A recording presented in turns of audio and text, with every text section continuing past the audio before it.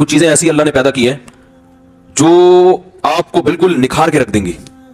یعنی اس سے جو خون بنتا ہے نا بڑا خاندانی قسم کا بنتا ہے خون. آپ کے چہرے پہ چمک پیدا ہو جائے گی, آپ ہٹو بچوں ہو جاؤ گے. اور میں کیسے ڈیفائن کروں سمجھ میں نہیں آ رہا نا, صحیح ہے نا.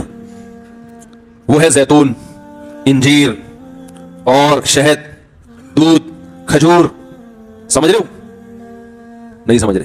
دودھ وہ نہیں جو بھینس سے نکالا انجیکشن لگا ہوا, پھر اس نے گوالے نے اپنا دودھ بھی ملایا اس میں, یعنی جو اس کے پاس پاؤڈر واٹر اویلیبل تھا, پھر اس کو آپ نے بوائل کیا, پھر فریج میں رکھ دیا, 3 دن بعد اس کی جو اجزائے ترکیبی ہے نا, یعنی اس کا فارمولا ہی چینج کر دیا.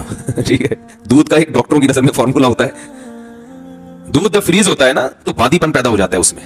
تو دودھ کے صحیح فائدے اٹھانے نا بالکل ہٹو بچوں قسم کا دودھ پینا ہے. تو ادھر جانور کے تھن سے دودھ نکالا اور فوراً پی گئے. یہ والا دودھ آپ چند دن پی کے دیکھیں, اپنی صحت دیکھنا, اپنا پیٹ کا سسٹم دیکھنا, ایسیڈیٹی ختم اور زبردست ہٹو بچوں کام ہو جائے گا آپ کا.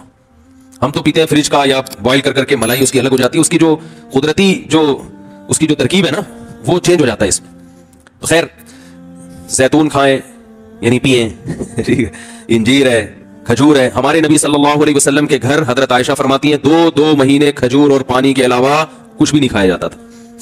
اللہ تعالیٰ پیغمبروں کے لیے جس قسم کی خوراک کا سلیکشن کرتے ہیں نا وہ سب سے بہتر خوراک ہوتی ہے ہر لحاظ سے. نبی صلی اللہ علیہ وسلم نے چاول نہیں کھائے. وہ الگ بات ہے کہ چاول عرب میں تھے ہی نہیں, لیکن اللہ نے ایسی چیزیں پیدا ہی نہیں ہونے دی وہاں پہ کہ پیغمبر کھائیں اور پھر ہمارے لیے وہ سنت بن جائے.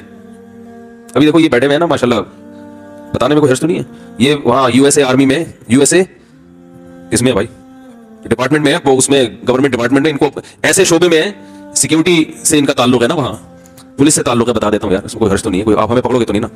تو یو ایس اے کی پولیس میں ہے یہ. تو ان لوگوں کی ٹریننگ بہت ٹف قسم کی ٹریننگ ہوتی ہے. جب یہ پچھلے سال مجھ سے ملنے آئے تھے ماشاءاللہ کافی اچھے موٹے تازے تھے یہ.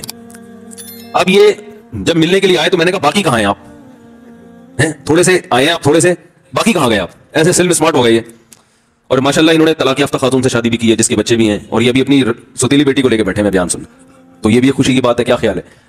تو ابھی نماز سے پہلے میں ان سے پوچھا یار آپ ماشاءاللہ بالکل ہی فٹ فاٹ ہو گئے, تو آپ لوگوں کو وہاں جب ٹریننگ کے دوران کچھ خوراک پر بھی ظاہر ہے سمجھایا جاتا ہوگا کہ ہم تمہیں بھگا رہے ہیں, ایسا نہ کچھ ایسی چیزیں کھا لو کہ یہ بھاگنا سارا ضائع ہو جائے. تو کچھ خوراک میں بھی وہ گائیڈ کرتے ہیں. انہوں نے کہا بھائی چاول کھانے کی اجازت, بولو بھائی نہیں. تو چاول کھائیں آپ, میں منع نہیں کر رہا, ہم بھی کھاتے ہیں, لیکن ظاہر ہے چاول کیا ہے, اس میں نشاستہ زیادہ ہے, اس میں شکر زیادہ ہے, تو توند بھی نکلتی ہے, پھولتا بھی آدمی. تو ہمارے نبی صلی اللہ علیہ وسلم نے ایسی غذائیں استعمال کی ہیں کہ ان کو کھا کے موٹاپا نہیں آتا. وہ الگ بات ہے وہ عرب میں تھی وہی, لیکن اللہ ایسی چیز پیدا ہی نہیں کرتا پیغمبروں کے لیے نا کہ وہ کھائے اور ہمارے لیے وہ ایک نمونہ بن جائے. اگر نبی صلی اللہ علیہ وسلم کے پاس چاول ہوتے اور آپ کھا رہے ہوتے تو ہم کہتے ہفتے میں 6 دفعہ چاول کھانا سنت ہے. تو اللہ نے کھانے نہیں دی ایسی چیزیں. دودھ میں بھینس کا دودھ بھی اچھا ہوتا ہے, گائے کا دودھ بھی اچھا ہوتا ہے, بکری کا ہٹو بچو ہوتا ہے, اونٹنی کا ہٹو بچو اچھا ہوتا ہے. ہمارے نبی نے سب سے زیادہ اونٹنی کا اور بکری کا دودھ پیا ہے. آپ ریسرچ کر کے دیکھ لو, اس میں فیٹ کم ہوتا ہے, موٹاپا نہیں آتا. موٹاپا پیدا کرنے والی چیزیں ہمارے پیغمبر نے اور صحابہ نے کھائی نہیں ہے. اونٹنی کا دودھ اور بکری کا دودھ, یہ چیزیں یہ موٹاپا نہیں پیدا کرتی, اس میں فیٹ نہیں ہوتا. اونٹنی کا دودھ اور جگر کے لیے بہت اچھا ہوتا ہے. پھر جو کھائیے, گندم بہت کم کھائیے.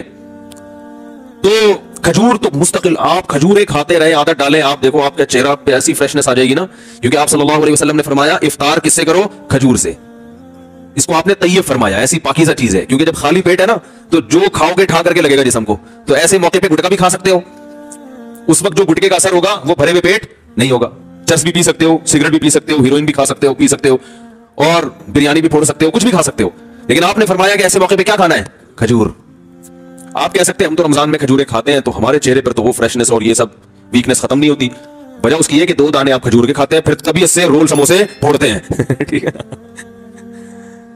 تو بھائی کھجور کا مطلب پتا ہے, پھر کھجور ہی کھاؤ, پیٹ بھرو کھجور سے.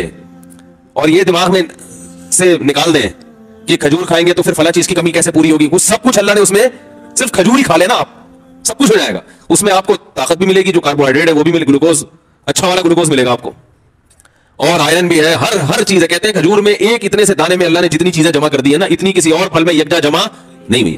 تو امی عائشہ, آج میں فجر میں حدیث پڑھتا ہوں نا یار, روزانہ تھوڑی دیر کا درس ہوتا ہے. تو امی عائشہ فرماتی ہے کہ چاند, وہ تو غربت بیان کر رہی تھی کہ رسول اللہ صلی اللہ علیہ وسلم کے 3 چاند گزر جایا کرتے تھے اور ہم کھجور پانی کے علاوہ کچھ بھی میسر نہیں ہوتا تھا. ایسی زندگی تھی, لیکن اللہ نے اسی میں بڑی پاور رکھی ہے, طاقت رکھی ہے.